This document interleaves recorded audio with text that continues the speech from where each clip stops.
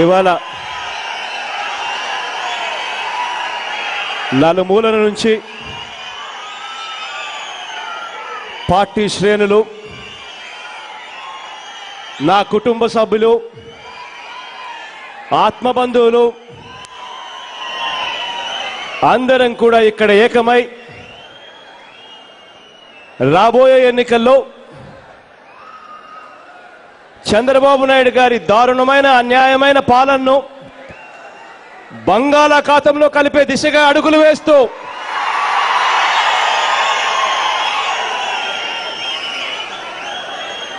దాని కొరకు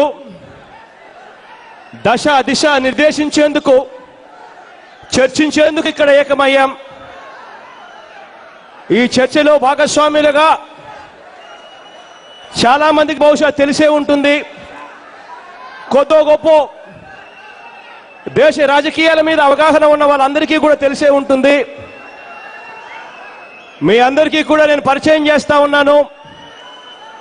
ప్రశాంత్ కిషోర్ అని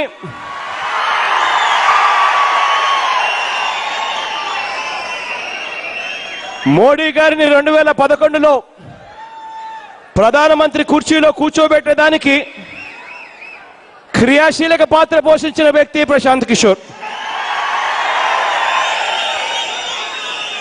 నితీష్ కుమార్ గారిని బీహార్ పీఠం మీద కూర్చోబెట్టడానికి క్రియాశీలక పాత్ర పోషించిన వ్యక్తి ప్రశాంత్ కిషోర్.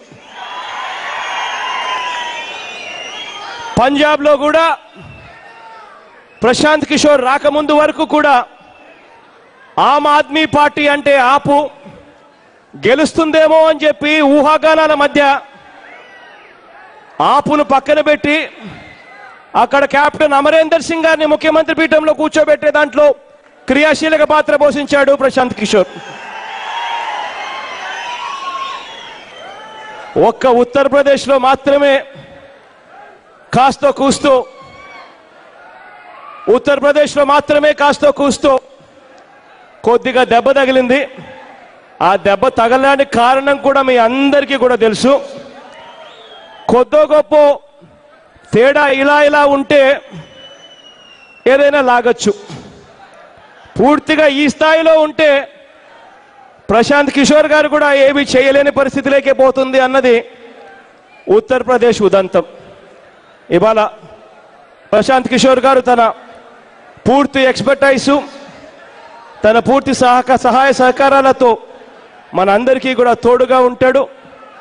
మనందరితో కూడా మన శ్రేణులకు మరీ ముఖ్యంగా తోడుగా ఉంటూ దశ దిశ నిర్దేశించడంలో క్రియాశీలక పాత్ర పోషిస్తాడని మీ అందరికీ కూడా ప్రశాంత్ని పరిచయం చేస్తా ఉన్నా.